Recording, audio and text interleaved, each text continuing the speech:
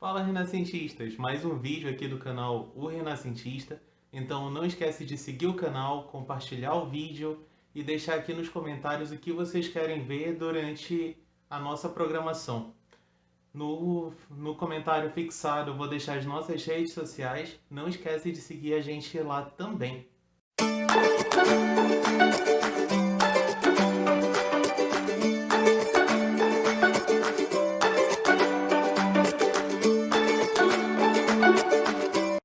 Eu lembro que quando nós éramos menores, né? Quando nós éramos adolescentes, já se falava muito em não só conseguir dados, não só conseguir conhecimento, né? Que na nossa época, uns 10, 20 anos atrás, já era muito fácil conseguir informação. Nós já tínhamos ali algo muito próximo do que a gente tem hoje, né? Porém, sempre falavam, o problema agora não é você obter informação, o problema é você saber interpretar, né? Tanto que foi cunhado ali o termo de analfabeto funcional, que é aquela pessoa que sabia ler, que tinha acesso à informação, mas não sabia interpretar. Uhum. Eu não sei se é só uma impressão minha, né? Mas o que parece agora é que eles deixaram de lutar contra o acesso a todos à informação e despejaram tudo de uma vez. Então agora não é só saber interpretar a informação, também é confrontar a informação. Então a gente vai ter que procurar o dobro ou o triplo de informação que a gente tinha anteriormente. Então a gente acaba tendo uma saturação. Eu não sei se você enxerga da mesma forma ou se é só uma visão de leigo como a que eu tenho, né? Eu enxergo dessa forma, e até a questão da disponibilização de informação, você tem que ver qual é o canal que está disponibilizando aquela informação, porque pode e provavelmente tem uma agenda oculta. Então, se você percebe grandes veículos de comunicação, a maioria deles, aquele conglomerado Globo, Folha e congêneres que estão naquela espécie de bolha, eles vão fazer tudo para que uma notícia seja desfavorável ao governo Bolsonaro, por exemplo. Enquanto se você pegar R7, que é da Record, e outros, eles vão pegar a mesma notícia e dar um enfoque totalmente diferente, tentando não dilapidar a imagem do Bolsonaro ou até melhorá-la. Então, eu percebo, assim, pelos jornais, que uma mesma informação que deveria ser tratada com assim, sem essas óticas de querer enviesar a informação, não deveriam ser tratadas de forma cristalina. Elas entram realmente num debate político, econômico, social, de acordo com os interesses orientados de cada um desses grupos. Então, se você pegar uma mesma notícia do número de mortos, 250 mil mortos, no grupo da Globo e outros, você vai ter um enfoque, no grupo da Record, talvez eles nem falem esse número. Então, é muito difícil que você, além de saber interpretar esses dados, você tem que saber qual é a agenda que possivelmente existe por trás daquela notícia por conta do veículo de comunicação. E isso até me lembrou um artigo que eu li há algum tempo, do Stephen Kanitz, que ele fala sobre a importância de você buscar fontes em, muitas vezes, agentes autônomos, que não têm, por exemplo, patrocinadores, que não têm pessoas e instituições, empresas que colocam dinheiro neles, para que eles possam ter ou não ter uma agenda, o que é muito difícil, ou pelo menos ter o mínimo de enviesamento dos dados que eles disponibilizam. E ele fala assim de tentar procurar essas pessoas para que você tenha uma visão mais clara e possa você mesmo ser capaz de tecer uma crítica e não apenas pegar a crítica de algum jornal, de alguma televisão e adotar como sua porque você está com preguiça de pensar. Eu acho que essa preguiça de pensar é algo que realmente existe, a gente está muito cansado, a gente tem que trabalhar e estudar e fazer diversas outras coisas, a gente ainda tem que pensar e muitas vezes é mais fácil terceirizar para um veículo de comunicação e aí você pega aquela ideia e isso aí vai se transformar, por exemplo, numa notícia que você envia pelo WhatsApp porque você acredita que aquela empresa está falando a verdade, mas você não parou para pensar adequadamente sobre aquilo. Eu realmente não me lembro quem falou isso, né? Mas realmente tem um certo sentido que ele falou o seguinte: notícia falsa é barata, ou seja, geralmente não é cobrado e vai veiculado em qualquer rede social. Notícia boa, ela é cara, porque tem investigação, tem profissional, tem todo um custo por trás e geralmente ela é paga. Então, o que a gente vê realmente, não por querência, né? Mas às vezes o que me parece é que realmente uma divisão, uma segregação, que a notícia de qualidade realmente chegue às grandes massas, justamente por causa desse custo, né? Uhum.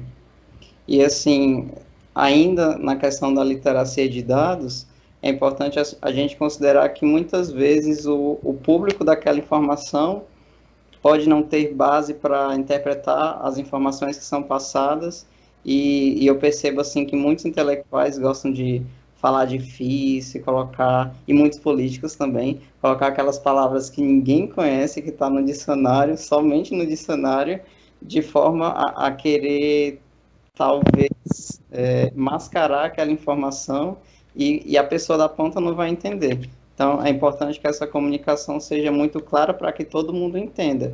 E tem gente que propositadamente faz com que a informação seja difícil de ser entendida, porque é mais fácil manter as pessoas ingênuas ou ignorantes sobre aquilo que se tenta colocar.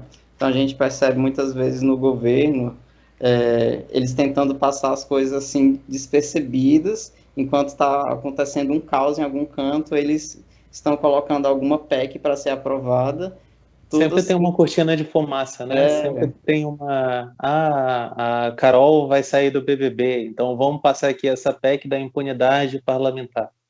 uhum.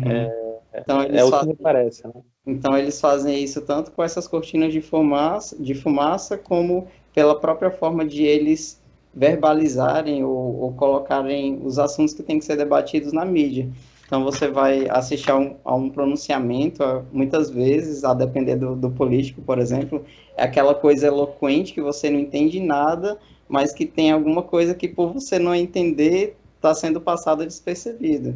E é triste ver que os políticos se aproveitam disso para colocar essas agendas ocultas em ação, né? É. Mas agora, voltando um pouquinho a assuntos mais leves, digamos assim, né? Dia 13 de março, aí, como você falou, a gente vai ter a estreia do canal Staines Invest, né? Isso. Daí me fala um pouco assim sobre esse projeto, como surgiu, o que você pretende, como é que eu, como espectador, como é que eu chegaria até o seu canal? Por qual motivo eu chegaria até o seu canal? Uhum. Então, há mais ou menos 9 anos, em 2012, foi que eu comecei a estudar educação financeira, porque realmente era um assunto que me interessava. Eu, com 12 anos, eu estava na sexta série, eu lembro, eu li o livro Pai Rico, Pai Pobre, do Robert Kiyosaki, e foi um livro, assim, que fez muito sentido para mim.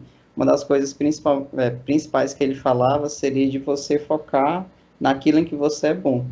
E aí ele citava, por exemplo, que nas escolas dos Estados Unidos, eu acho que é nesse livro que ele fala sobre isso, existe um reforço muito grande nas competências, nas habilidades que os alunos têm. Então, se o aluno, e assim voltado mais para matérias mesmo, se o aluno é bom em matemática, foca em matemática. Se ele não é bom em português, não força ele a ser bom em português, porque talvez ele seja apenas medíocre, ele não seja bom em português e não dedique o seu talento para as matemáticas. E aquilo ficou assim guardadinho em mim, porque ele trata sobre riqueza, ele fala sobre a corrida dos ratos, e aquilo ficou guardadinho em mim. Eu sempre tive um perfil assim bastante controlado quanto às minhas finanças, sempre gostei de economizar. A minha avó me dava o dinheirinho, eu guardava lá para comprar alguma coisa. E quando eu realmente fui para o mercado de trabalho como servidor público, que eu estava já ganhando meu dinheiro, e eu trabalhava com Excel, aí eu, cara, eu tenho que fazer minha planilha, meu orçamento financeiro. Aí eu colocava lá o quanto eu ganhava, o quanto eu gastava, definia metas, e foi nesse momento, a partir do contato com o trabalho, que eu prestei atenção que a educação financeira era importante para mim e era algo que eu gostava. E aí eu comecei a consumir bastante conteúdo em blogs, em vídeos. Depois acabei comprando alguns cursos e de lá para cá isso só tem se repetido, esse processo de busca contínua pela educação financeira, que é algo que eu gosto. E quando eu estava em Portugal, no ano passado, já concluindo a minha dissertação, ou perto disso, eu pensei, o que, que eu vou fazer depois do mestrado? Porque realmente eu estava assim, sem direção, eu não sabia se iria ficar em Portugal, se iria voltar para o Brasil. A minha intenção inicial era ficar em Portugal para tentar aproveitar um pouco do país, da Europa, que praticamente eu não conhecia outros países, só fui para a Espanha, e assim, mudou tudo por conta da pandemia também. E então uma das coisas que eu percebi quando eu fiz um curso de autoconhecimento seria que eu deveria investir o meu tempo, o meu esforço, minha energia naquilo que eu gostava, que era educação financeira. Então, na minha vida laboral e mesmo na minha vida pessoal com a minha família, eu sempre dei dicas sobre como a pessoa se organizar financeiramente, como começar a investir. E durante o curso de autoconhecimento eu percebi que esse seria um caminho que eu poderia traçar para seguir, que eu seria feliz. Eu me preocupo com a felicidade também. E aí eu, cara, eu vou ter que fazer isso, mas deixa eu acabar meu mestrado primeiro, porque minha cabeça fica muito tomada pelo mestrado, eu não quero me desfocar, e depois do mestrado eu me dedico a esse projeto. E aí eu acabei o mestrado em novembro de 2020, no ano passado, e aí vim passar férias aqui no Brasil, e aí depois de uns 2 meses de férias eu, tá bom, agora chega, deixa eu começar a trabalhar nesse projeto. E aí eu estava viajando para o interior aqui do Ceará, e aí um dia pensando já no canal, eu conversei com vários amigos para ver assim que dicas que eles poderiam me dar para eu trabalhar nesse projeto. E aí teve uma noite que eu simplesmente não consegui dormir, pensando em várias coisas do Stennis Invest, e eu não queria perder aquele Empolgadaço.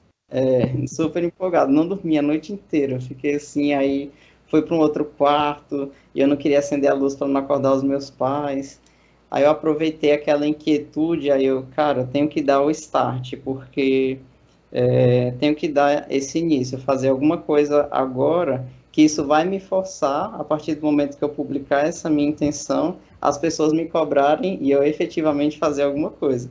Porque muitas vezes eu acabo tentando estudar muito sobre determinado assunto, fazer tudo certinho, para então começar, e eu acabo demorando muito, perdendo o tempo perfeito de fazer aquilo.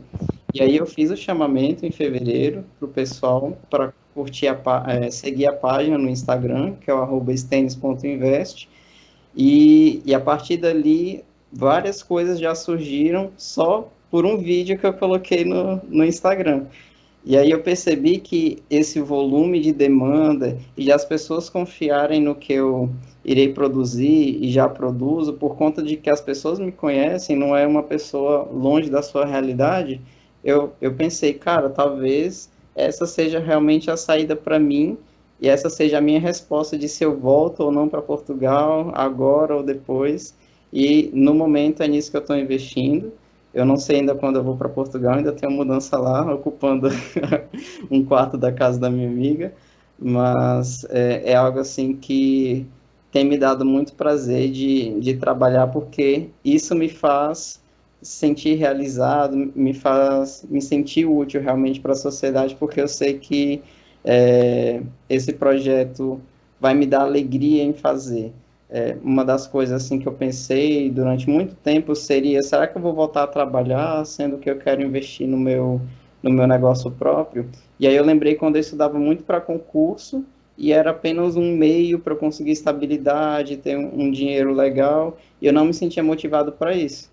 E foi por isso que eu fiquei tanto tempo estudando depois do MBA, até depois eu ir para o mestrado, porque eu fiquei esse tempo todo estudando para concurso, que era uma coisa que eu de fato não queria, Eu queria a médio prazo, curto prazo, mas não era uma visão de longo prazo, e aquilo não me motivava. E eu queria fazer algo que me motivasse. E a educação financeira realmente me motiva. E é nisso que eu estou apostando agora. Daí, assim, como é que eu chegaria? Ah, eu sou um espectador, tenho um certo interesse por finanças, mas o que que me faria assistir esse teu canal? O que você diz assim? Ah, não, esse daqui o Primo Rico não fala sobre, esse daqui é o Stendes que vai falar. Eu Uhum. tenho prioridade para falar sobre isso. Então, uma das coisas que ainda estão aqui na minha cabeça, que eu estou tentando, de alguma forma, endereçar, é justamente o que que vai me diferenciar dos outros canais. E preocupado com isso foi que eu tive realmente várias conversas com vários amigos, e durante a minha dissertação eu estudei sobre modelos de negócios, então eu tenho conhecimento sobre modelos de negócios, e uma das partes do modelo de negócios é analisar a sua proposta de valor, que é aquilo que você leva para os seus clientes e que te faz diferente dos outros. E eu fiquei me questionando, poxa, tem grandes players, grandes pessoas nesse ramo que já são conhecidas e tem conteúdos muito bons, como a Natália Arcuri, como o Thiago Nigro, do Primo Rico, e por que que as pessoas vão querer, possivelmente, consumir o meu conteúdo e não deles? E aí, conversando com meu amigo Paulo Augusto, que tu conheces, Conheço, nossa, tem tempo já. eu até estava falando com ele hoje. Aí ele falou: Stênis, não se preocupa com isso, porque as pessoas te conhecem, elas têm uma conexão contigo, isso faz muita diferença. E se você for ficar pensando sempre nos seus adversários, provavelmente você vai ficar parado não fazendo nada. Sim, com E, certeza. e uma das coisas assim que eu tenho lutado diariamente é contra esse perfeccionismo de querer ser muito perfeito, ter o melhor conteúdo, o melhor vídeo, estou fazendo um monte de curso e ficar empacado no planejar e não executar. Então, eu ainda não sei exatamente qual vai ser o meu diferencial competitivo, falando assim bem em jargão administrativo, em referência a esses canais, mas eu sei que eu vou trazer um conteúdo de muita qualidade, de pesquisa mesmo, porque eu assisti, eu estou fazendo um curso sobre YouTube, em que o youtuber fala assim, você pode fazer uma pesquisa de determinado tema com 3 vídeos do YouTube e 3 pesquisas do Google, e você vai fazer de certa forma, um compilado dessas informações em cada uma dessas fontes, e você vai fazer um vídeo ótimo e vai bombar. Eu não acredito que isso seja suficiente. Então, sempre quando eu busco alguma coisa, qualquer coisa, eu vou muito a fundo. Então, o meu conhecimento certamente não vai ser algo de superfície, e isso pode ser um diferencial, porque a pessoa não vai consumir algo que seja uma commodity, por exemplo, algo muito padronizado. Não, eu vou buscar, se eu vou estudar sobre tesouro direto, que é como investir em renda fixa, por exemplo, no Brasil, eu vou buscar cada vírgulazinha do Tesouro Direto, entender cada título, como ele vai funcionar, isso muito em profundidade. E isso vai estar relacionado também com o público, o perfil do público que eu vou ter. E eu ainda não consegui definir de forma muito exata se o meu público vai ser... A gente, em educação financeira, já percebi alguma padronização quanto a tipos de assuntos. Os assuntos de quitar dívidas, que seria um primeiro grupo de pessoas que estão preocupadas em sanar suas dívidas, o outro grupo quer organizar-se financeiramente, e um terceiro grupo quer investir. A priori, eu queria abarcar todos esses 3 grupos. O que eu estou mais distante no momento seria investir, porque eu realmente me preocupo que primeiro as pessoas tenham a sua vida organizada financeiramente, a partir da quitação das dívidas e da própria organização financeira, para que depois, ou concomitantemente, mas de uma forma muito ainda sutil, invista. Porque para você investir, é preciso ter, primeiro, uma análise de perfil bastante adequada, porque tem gente que gosta de se expor a mais riscos, outros já são mais moderados, outros já gostam de evitar o risco, e existem muitas opções de investimento também. Então, é primeiro importante que as pessoas tenham consciência da situação delas e se organizem financeiramente para que elas já não entrem no mundo dos investimentos, que é bastante amplo, e eventualmente percam dinheiro e não consigam se organizar financeiramente depois. Então, para esse perfil iniciante, principalmente, se eu for falar de algo muito profundo, talvez não seja apelativo o suficiente. Então, ainda estou vendo como que eu vou tratar esses assuntos, o nível de profundidade, talvez eu faça um conteúdo um pouco mais básico e um outro conteúdo um pouco mais profundo para determinados tipos de público, mas eu não estou me prendendo a isso nesse momento, porque primeiro eu quero fazer e eu quero saber o que as pessoas querem. Uma das coisas que eu tenho aprendido fazendo esses cursos que eu estou fazendo agora é identificar quem é a sua persona. E a persona é aquele perfil ideal do seu usuário. E é você identificar realmente qual é o sexo da sua persona, qual é a idade dela, em que nível de estágio da vida ela está, se ela é estudante, se ela é trabalhadora, se tem filhos, se não tem filhos, se é a gênero, enfim. E eu ainda não tenho essa persona definida. E talvez eu só descubra isso trabalhando, conversando com as pessoas, Fazendo, né? Porque eu não quero ficar preso a vários planejamentos. Vou definir quem é meu público-alvo, minha persona, se eu vou gravar em 4K, em 8K. Eu quero fazer, quero aprender, e mesmo sabendo que talvez não seja a estratégia mais acertada, porque normalmente a gente fala assim, se você vai começar uma empresa, você faz o seu plano de negócios, que está cada vez mais em xeque, porque as coisas mudam muito. Você faz o seu modelo de negócio de acordo com o Canvas, que são várias áreas que você vai analisar, e uma delas é o seu público-alvo, mas eu tenho essa possibilidade de ficar aqui na minha casa em Fortaleza, onde eu estou atualmente, com alguma segurança financeira, e eu posso me dar o luxo de, não, deixa eu testar aqui minhas teorias, ver se dá certo. Eu sei que nem todo mundo tem essa possibilidade, né, de ficar financeiramente estável testando as suas coisas. Mas eu quero Cara, me dar esse luxo e ver o que as pessoas querem e fazer o que elas precisam realmente.